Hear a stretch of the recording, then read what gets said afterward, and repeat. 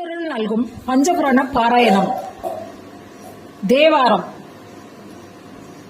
மொழியானை முன்னொரு நால்மறை ஆறு அங்கம் பலியாமை பண் இசையான பகர்வானை வலியானை வானவர் ஏத்தும் மணஞ்செறி இலியாமை ஏத்த வல்லார்க்கு எய்தும் இன்பமே. திருவாசகம்.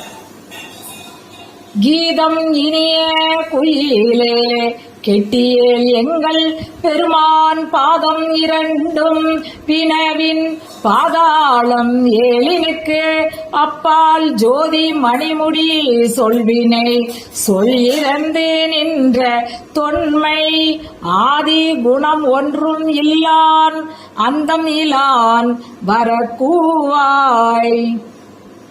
திருவிசைப்பா. தாட்டரும் பலன பைம்பொழிற்படுகர் தல்டலை சாட்டிய குடியார் ஈட்டிய பொருளாய் இருக்கும் ஏல் இருக்கை இருந்தவன் திருவடி மலர் மேல் காட்டிய பொருட்களை பயில் கருவூரன் சுழலோ சொன்மலை இறைந்தும் மாட்டிய சிந்தை மைந்தருக்கு அன்றே வளரொளி விலங்கு வானுலகவே. திருப்பல்லாண்டு. நீட்டையிலா உடல் நீத்து என்னை ஆண்ட நிகரிலா வண்ணங்களும் சிட்டன் சிவனடியாரை சீராட்டும் திறங்களும் சிந்தித்து அட்ட மூர்த்திக்கு என் அகம் நெகில ஊறும் அமிர்தினுக்கு ஆல நிழல் பட்டனுக்கு என்னை தன்பால் படுத்தானுக்கே பல்லாண்டு கூறுதுமே. பெரிய புராணம்.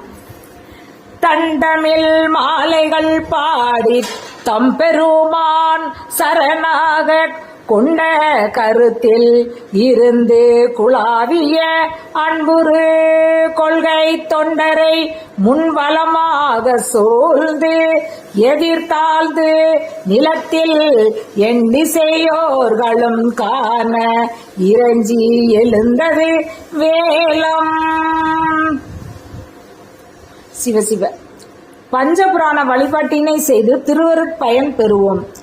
குடும்பத்திலுள்ள அனைவரும் ஒரு சில நிமிடங்களையாவது ஒதுக்கி இறைவனை திருமறைகள் ஓதுவது அல்லது படிப்பது மிக எளிதாக செய்யக்கூடிய சிவ புண்ணியமாகும். சிவ சிவ. திருச்சிற்றம்பலம்.